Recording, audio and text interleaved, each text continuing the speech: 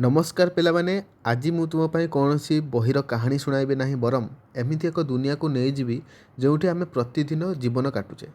अच्छा कुह तो केवे भाविच कि आकाश रे थिबा तारा संख्या अधिक ना समुद्र कूल थिबा बाली किंबा गरम तलरे पूरी काहेकि बेलून भली फुली उठे। एही किपरि ओ काहेकि प्रश्नरु ही जन्म निये आमर सबुठारु बल बंधु जी होउची विज्ञान। पिलामाने विज्ञान पढ़िया पाई आमर दुईटी जिनिस आवश्यक जहाँ होची मूल एवं गुड़ी किंबा रूट ओ काइट। रूट कौन पिला माने यह होची आमर मूल दुआ बा आमर ज्ञान। गछर चेर जेते मजबूत हम गछ सेते बड़ हो से भली आमर ज्ञान जेते सुदृढ़ हम आम भविष्य सेते उज्जवल हम।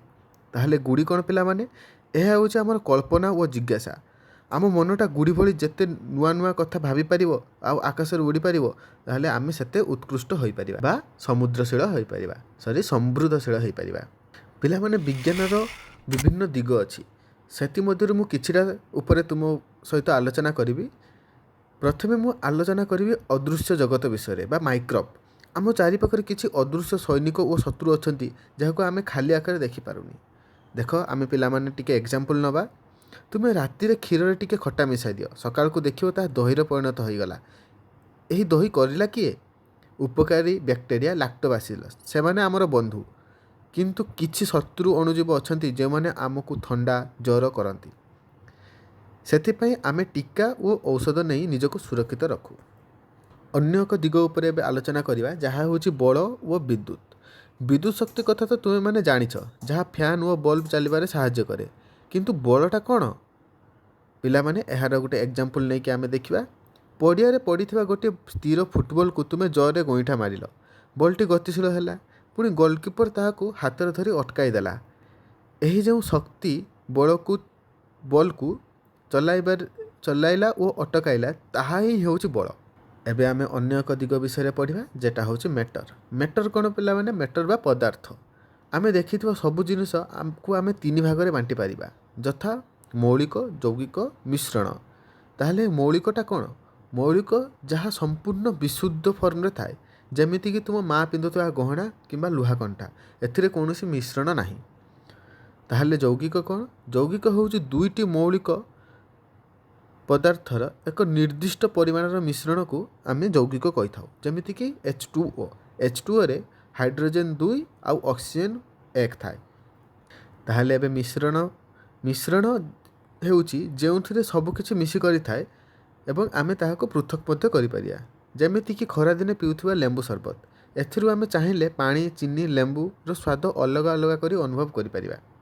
एबे आमे चतुर्थ दिग उपरे आलोचना करिबा जोंटा कि होउची महाआकाश और आलोक। आलोकर खेल तो बहुत नियारा पिला माने। वर्षा दिने तुमे इंद्रधनु किपरि सृष्टि हुए देखिथिबो। सूर्य किरण जेतेबेले पानी टपा भितर देई जाए ताहा सातटी रंगर विभक्त हो जाए। यह ही होउची प्रतिसरण बा रिफ्रैक्शन। आकाश रे चंद्रर निजर आलोक नाही किंतु से हमको आलोक किपरि दिए से सूर्य आलोक को प्रतिफलन करी बा रिफ्लेक्शन करी आमको आलोक प्रदान करे। ताहले आमे एठी रिफ्रैक्शन और रिफ्लेक्शन विषय मध्ये जानिबा को पाइले। एबे चलो पिला माने टिके आम परिवेश विषय आलोचना करिबा। आम सौर जगत रे केवल पृथ्वी रे ही काहेकि जीवन अछि अन्य को ग्रह रे कोन पाई नाही। केबे तुम मन को ए क्वेश्चन टी आसीछि कि कारण पिला माने पृथ्वी पाखरे एक मैजिक अछि। कोन मैजिक अछि ना पृथ्वीर दूरता सूर्यर दूरठारु सठिक दूरतार अछि तो जहाँ फल रे आमर जल तरल फॉर्म रे अछि कठिन नुहे कि बाष्प नुहे। कठिन माने कौन बरफ बरफ नुहे कि बाष्प फॉर्म रे नाही। तो एटा को सौरमंडलीय टर्म रे कहती गोल्डी ऑक्सीजन। तो यहाँ तो मोर बही ना तथापि तुम्हें जानी था। तो आम सठिक दूरतार रहा आउ कौन आम मैजिक ना जल जल तरल अवस्था रुहे। जल आमर बंचापी अत्यंत आवश्यक तेणु जल एक गुरुत्वपूर्ण भूमिका ग्रहण करे आम परिवेश रे। अन्य एक अत्यंत गुरुत्वपूर्ण फैक्टर होची एटमॉस्फेयर। देख पिला माने वायुमंडल बिना आमे निश्वास प्रश्वास नेबा संभव नुहे एवं आकाश आसुथिबा यूवी रे बा अतिबाइगणी किरण को मध्य एही एटमॉस्फेयर आमको बंचाई थाए। କିନ୍ତୁ ପିଲାମାନେ ସାବଧାନ ହେଇକି ଆମକୁ ଚଳିବାକୁ ହେବ। ଆମେ ଗଛ କାଟି ଚାଲିଛେ, ପ୍ରଦୂଷଣ କରି ଚାଲିଛେ, ଯାହାଫଳରେ ବିଶ୍ୱର ତାପମାତ୍ରା ବଢ଼ି ବଢ଼ି ଚାଲିଛି। ଆମର ଏହି ଗୋଟିଏ ମାତ୍ର ଘରକୁ ଆମକୁ ବଞ୍ଚାଇବାକୁ ହେବ। ଏଠାରେ ଘର ମାନେ ଆମ ଘର ନୁହେଁ, ଘର ମାନେ ମୋ ପୃଥିବୀ କଥା କହୁଛି। ପିଲାମାନେ ଚାଲ ଏବେ ଟିକେ ବୈଜ୍ଞାନିକ ଭଳି ଚିନ୍ତା କରିବା। ତୁମେ ଭାବୁଥିବ ବୈଜ୍ଞାନିକ ହେବା ପାଇଁ ବଡ଼ ଲ୍ୟାବ୍ ଦରକାର। ଜମାରୁ ନୁହେଁ। ତୁମ ଘରର ରୋଷେଇ ଘର ହିଁ ହେଉଛି ଦୁନିଆର ସବୁଠାରୁ ଭଲ ଲ୍ୟାବ୍। ଚାଲ ଗୋଟେ ପରୀକ୍ଷା କରିବା। ଗରମ ତେଲରେ ପକାଇଲେ ପୁରୀ କାହିଁକି ବେଲୁନ୍ ଭଳି ଫୁଲି ଉଠେ ଏବଂ ଗୋଟିଏ ପାର୍ଶ୍ୱ ପତଳା କାହିଁକି ରୁହେ? ଜଣେ ବୈଜ୍ଞାନିକ ଭଳି ଆମକୁ 3ଟି ନିୟମ ପାଳନ କରିବାକୁ ହେବ। ଦ ଗୋଲ୍ଡେନ୍ ରୁଲ୍ସ ଅଫ୍ ସାଇନ୍ସ। କ'ଣ ସେଇ 3ଟି ନିୟମ? ପର୍ଯ୍ୟବେକ୍ଷଣ, ମାପନ ଓ ପରୀକ୍ଷଣ ବା ଅବଜର୍ଭେସନ୍, ମେଜରମେଣ୍ଟ ବା ଏଣ୍ଡ ଏକ୍ସପେରିମେଣ୍ଟସନ୍।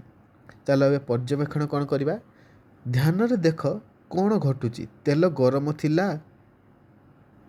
ବେଳେ ହିଁ ପୁରୀ ଫୁଲୁଛି ନା ଗରମ ନଥିଲା ବେଳେ ମଧ୍ୟ ପୁରୀ ଫୁଲି ଯାଉଛି? ଏହା ହେଉଛି ଆମର ପର୍ଯ୍ୟବେକ୍ଷଣ। ଆଉ ମାପନ କ'ଣ ରହିବା?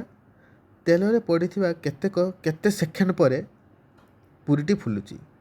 ଆମେ ଯେତେବେଳେ ପୁରୀଟି ତେଲରେ ଛାଡ଼ୁଛେ ତାହା ହଠାତ୍ ଫୁଲି ଯାଉଛି ନା କିଛି ସମୟ ପରେ ଫୁଲୁଛି, କିଛି ସେକେଣ୍ଡ ପରେ ଫୁଲୁଛି, ତାହା ହିଁ ଆମେ ମାପିବା। ଆଉ ପରୀକ୍ଷଣରେ କ'ଣ ଆମେ ନେବା? ଆମେ ଚଳକୁ ବଦଳାଇ ଦେଖିବା। ଦିନେ ପୁରୀକୁ ଟିକେ ମୋଟା କରି ବେଲି ଦେବା ତ ଆଉ ଦିନେ ପୁରୀକୁ ଟିକେ ପତଳା କରି ବେଲି ଦେବା। ତାହେଲେ ଏଇ ମୋଟା ପତଳା କରିବାଟା ହିଁ ଆମର ଚଳ। ଦେଖିବା କେଉଁଥିରେ ଭଲ ଫୁଲୁଛି।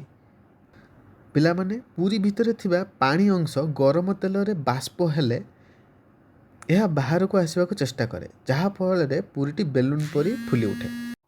ପିଲାମାନେ, ବିଜ୍ଞାନ ତ ତୁମେମାନେ ବହିରୁ ବି ପଢ଼ୁଛ ଆଉ ଅନ୍ୟ ଭିଡ଼ିଓରେ ବି ପଢ଼ୁଛ, କିନ୍ତୁ କେବେ କ'ଣ ଏମିତି ଭିଜୁଆଲାଇଜେସନ୍ କରି କରି ପଢ଼ିଛ? ଗପ ଶୁଣି ଶୁଣି ଏମିତି ଆମେ ପଢ଼ିବା।